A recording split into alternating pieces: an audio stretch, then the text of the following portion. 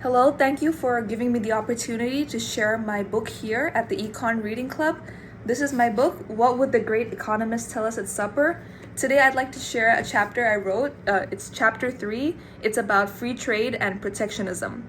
I especially want to talk about this today as we see in today's age, there's an increasing shift towards increased use of tariff and less free trade as we've seen in the news headlines. I thought it would be a good choice and a good topic to discuss today. So I began the chapter with a quote by David Ricardo, who is one of the leading economists when it comes to talking about trade. And the quote, which I really like, is that taxation under every form presents but a choice of evils. So I began my chapter by talking about a movie, which many of my friends may have heard, which is called Anna and the King of Siam. What many people don't know, however, is that this movie is actually based on a true story. In around 1860s, there was a British governess. Her name was Anna Leonowens. She traveled all the way to Siam to teach English to the many children of King Mongkut. What people also don't know is that King Mongkut had a half-brother called Prince Jetsabuddin, and Prince Jetsabuddin had usurped the throne from his brother and proclaimed himself to be King Rama III of Siam. During his reign, however, there was exceptionally high tariffs, there was minimal foreign trade, and if there was any trade, it was administered by the royal court. And the royal court had this royal storage, which they would charge for the imports on goods, and there were heaps of gold inside and coins, especially Mexican gold coins. So what this meant was that whilst it generated exceptional wealth for some, especially the elites who had access to this royal storage, for the ordinary Siamese citizens, they could basically not afford to eat even their food. There was a huge disparity created by these trade restrictions.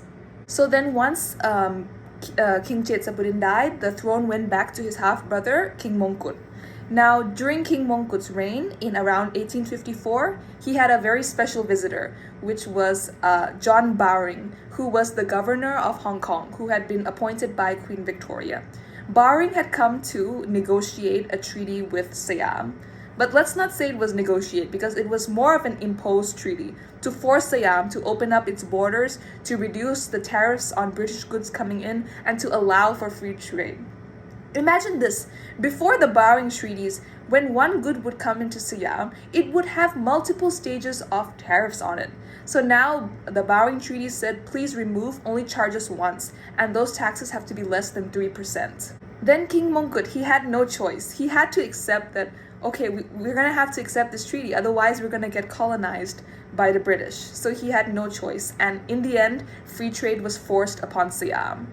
Now, many people may be panicking that, oh, this is so bad. It was forced upon us. But before we jump to that conclusion, let's look at the effects that free trade had on Siam.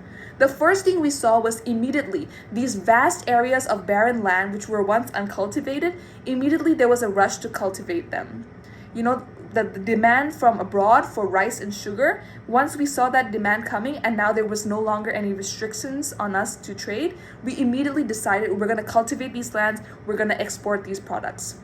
Not only that, but we also built infrastructure to do so. You know, there was building of roads, digging of canals. It led to a big increase in the infrastructure capacity within Siam as well. So we see this immense industrialization, but this is not unique to Siam. In fact, the same thing had happened in Britain in 1846 when they repealed the Corn Laws. The Corn Laws were these restrictions and tariffs on imports coming from other countries. A key man who was influential, and I read his quote at the beginning of the chapter, it was David Ricardo. He helped to eliminate the Corn Laws, and he had a bunch of reasoning why to do so. First of all, he said that by having these protectionist measures, it hurt ordinary British citizens. You know, we might argue that we can protect the domestic industries who sell corn. Maybe they have a higher price, they're less productive, but we want to protect them. But the argument Ricardo made was, in the end, everybody suffers. Think about the worker who barely has any savings and can't even afford to buy the corn. Now, instead of buying possible cheaper corn from abroad, they buy the more expensive corn from the domestic producers instead.